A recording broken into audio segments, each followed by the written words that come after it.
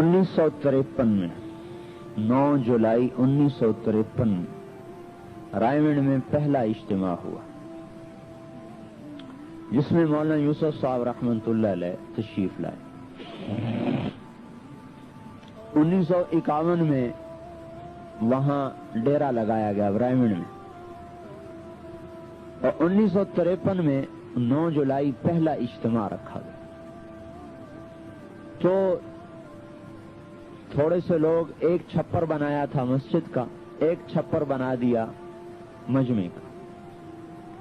इज्तिमा खत्म हुआ तो मौलाना यूसुफ साहब रहमतुल्लाह अलैह ने सारे पुरानों को जमा किया, फिर उनमें बयान फरमाया कि ये मरकज है और मरकज आबाद होता है कुर्बानियों से।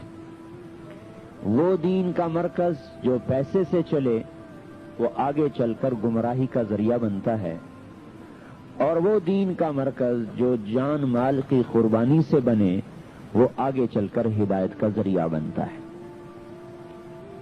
और इस मरकज को आबाद करना है, कौन है जो मेरे हाथ पर मौत की बैत करता है। न ये 4 महीने का काम है न चिल्ले का।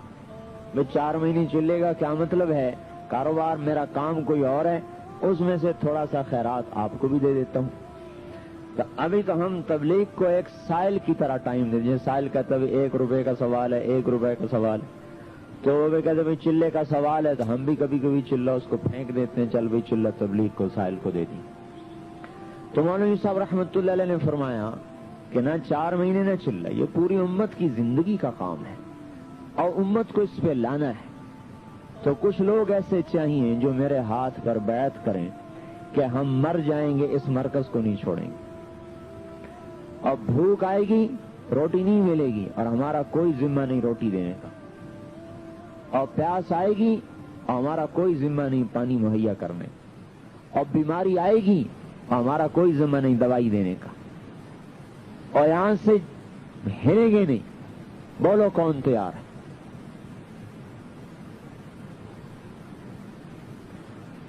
इतनी बड़ी तश्कील। तो 18 आदमियों ने नाम दिए। तो जब आदमी खड़ा होता था सबसे पहले अब्दुल वहाब साहब खड़े हुए। जब आदमी खड़ा होता था तो उसको सामने बुलाते कि देखो भूख आएगी बर्दाश्त करनी होगी, प्यास आएगी सहनी पड़ेगी, बीमारी आएगी दवाई कोई नहीं होगी, और यहां से भागना नहीं होगा, चाहे मौत आ जाए यहीं पड़ना होगा। तैयार हो? कहता जी तैयार हूं। उसे मजमे से बाहर निकाल लेते। मुश्ताक साहब एक हमारे बुजुर्ग हैं, वो फरमाने लगे मैं भी उस बयान में था।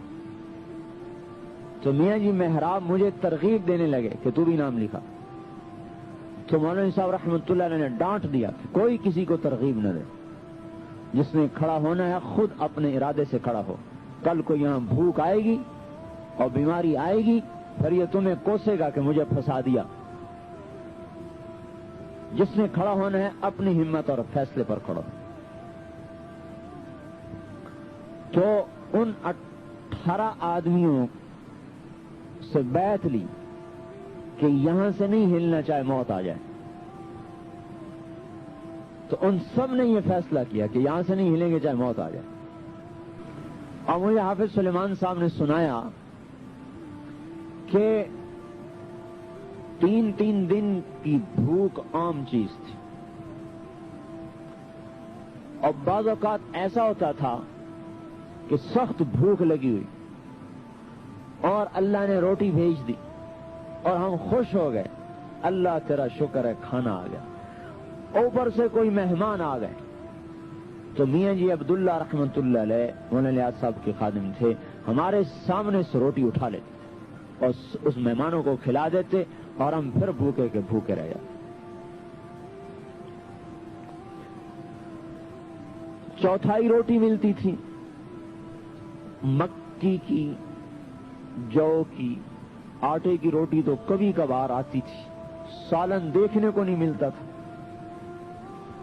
اور مرچوں کے ساتھ نمک اور مرچ پانی میں گھول کے اس کی روٹی کھا لیتے تھے.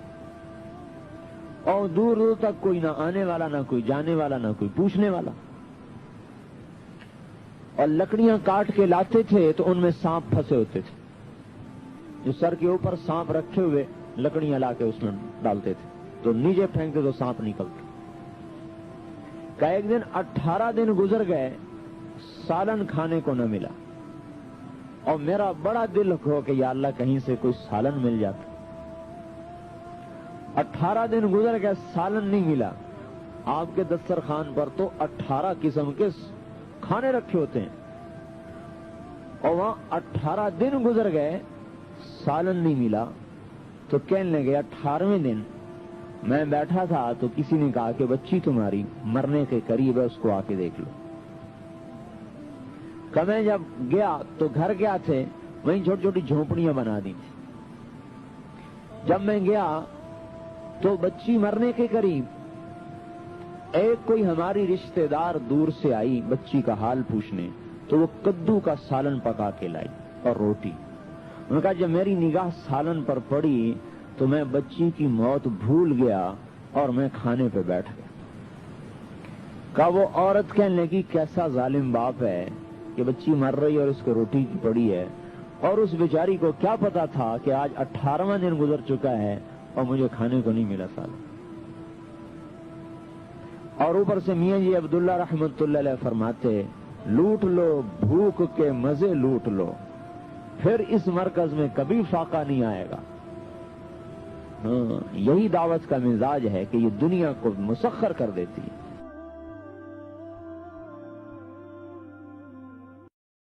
Excuse me.